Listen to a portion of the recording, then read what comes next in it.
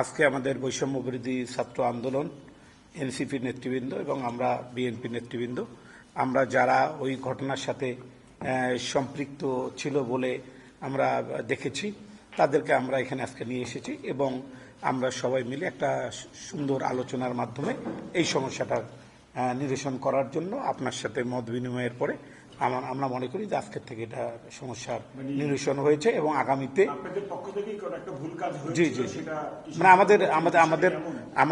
আমাদের দুজন সদস্য আমাদের পার্টির, আমাদের পার্টির দুজন, আমাদের অঙ্গ সংগঠনের দুজন সদস্য এই ভুলের সাথে সম্পৃক্ত ছিল। আমরা তাদের সাথে কথা বলেছি এবং তারা সরি বলেছে।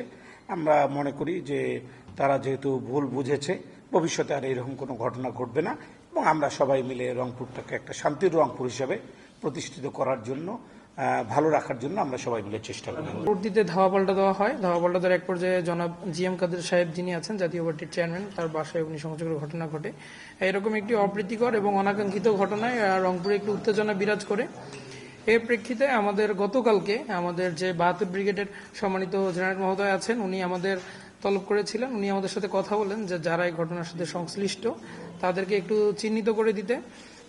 আমরা আমাদের স্টুডেন্টদের পক্ষ থেকে, মানে বৈষম্য বিরোধী ছাত্র আন্দোলন এবং আমাদের সাথে যারা ছিলেন ফ্যাসিস্ট বিরোধী যে শক্তিগুলো, এই শক্তিগুলোর পক্ষ থেকে আমরা আমাদের সব সহযোদ্ধাকে সাথে নিয়ে এসেছিলাম, যাদেরকে চিহ্নিত করা গিয়েছে যে অনেকে গাছের ডাল ভেঙে হাতে নিয়েছে, অনেকে ইট হাতে নিয়েছিল। সেই সময়ের প্রেক্ষিতে আমরা আমাদের অবস্থান থেকে নিশ্চিত করেছি যে এই অনাকাঙ্ক্ষিত পরিস্থিতি রংপুরে যাতে আর না হয়, আমরা এই জায়গা থেকে সচেতন থাকবো এবং স্যাররাও আমাদেরকে নিশ্চিত করেছেন আমাদের উপর যারা হামলা করেছে তাদের ফুটেজগুলো কালেক্ট করবে এবং অতি দ্রুত তাদেরকে আইনের আওতায় নিয়ে আসবে।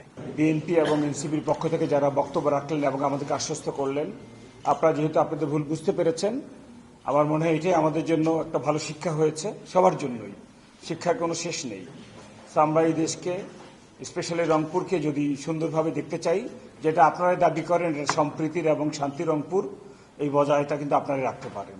তা আমি আশা করি আজকের পর থেকে ইনশাআল্লাহ আমাদের মাধ্যমে, যে কোনো সদস্যের মাধ্যমে এমন কোনো কর্মকাণ্ড স্থান পাবে না যার ফলে জানমাল কোনো কিছুর ক্ষতি হয়। তো আমরা ইনশাআল্লাহ সবাই পারবো, সবাই মিলে। আমি সবসময় সেনাবাহিনীর পক্ষ থেকে আপনাদের সাহায্য চাই। আমরা চাই আপনারা যারা এগুলো করে তাদেরকে চিহ্নিত করে আমাদেরকে সাহায্য করেন।